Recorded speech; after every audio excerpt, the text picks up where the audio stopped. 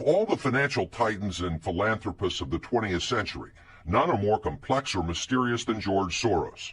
Like Carnegie, J.P. Morgan, and the Rockefellers, he amassed billions through ruthless business decisions, but now George Soros is worried. He thinks the global economy is coming apart at the seams, and that the world needs to be protected from people like George Soros. Right now, his Quantum Group hedge fund moves $14 billion of rich investors' money around the world every day, looking for profits and answering to no one. Soros makes huge bets on whole countries and economies. Last year, when he saw cracks in the Asia boom, he began selling the currency in Thailand. Traders in Hong Kong followed suit, triggering a financial crisis that plunged much of Asia into a depression. In the last 2 years, you've been blamed for financial collapse of Thailand, Malaysia, Indonesia, Japan, and Russia. All of the above. All of the above. Yeah. Are you that powerful?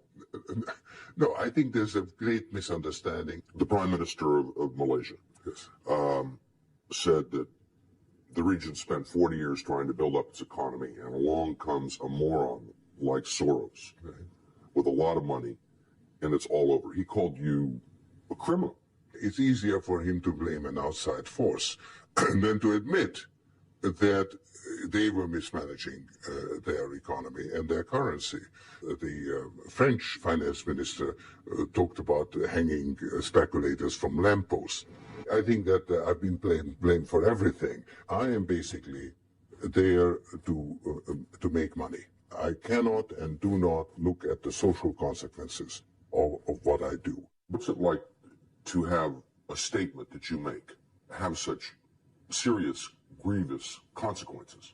I mean, you can, it looks to me like in a number of situations, you can take a position against a currency or make a statement, and the whole country falls apart. Well, it's a tremendous sense of responsibility, actually.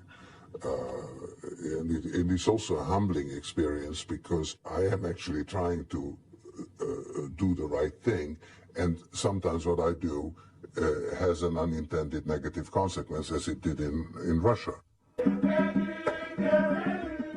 Last month, he brought the First Lady with him for a look at some of the projects his foundation is funding. This is Mr. George Soros.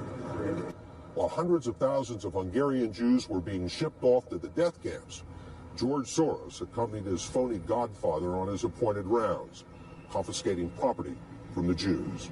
These are pictures from 1944 of what happened to George Soros's friends and neighbors. You're a Hungarian Jew who escaped the Holocaust, and you watched lots of people get shipped off to the death camps. Right.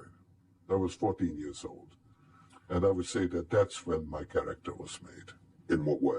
That one should think ahead, one should understand and anticipate events, and one is threatened. It was a tremendous threat of evil. I mean, it was a very personal experience of evil. My understanding is that you went out with this protector of yours who swore that you were his adopted godson. Yes. Went out, in fact, and helped in the confiscation of property from the Jews. That's right. Yes.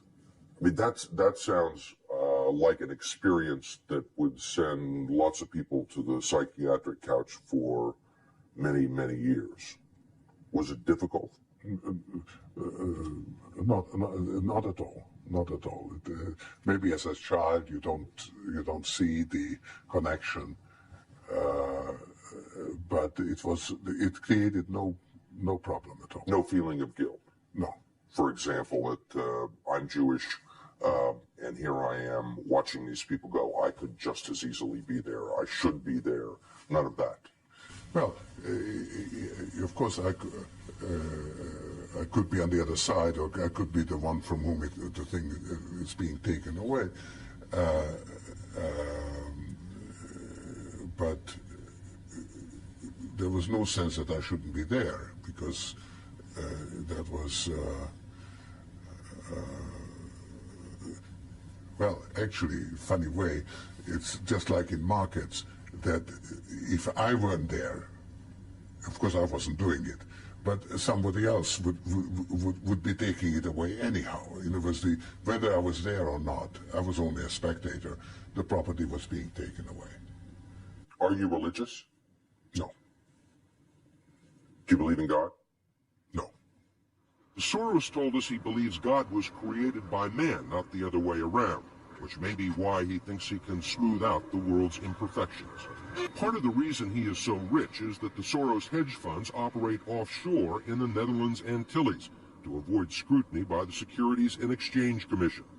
So even while Soros tells Congress and the Treasury that hedge funds must be regulated to stop the global crisis, he's avoiding the rules.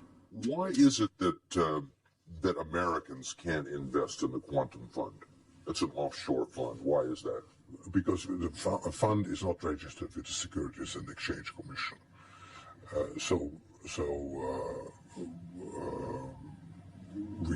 We are not Licensed to do business in the United States. That's right. Because? Because we are not registered with the Securities and Exchange Commission. Because we find it more convenient to operate without it. So in some ways it's to escape regulation. Yeah, that's right. But you've been sitting here talking about the need for regulation.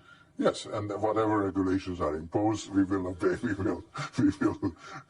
already. Your money manager told us that George really does think he's a god.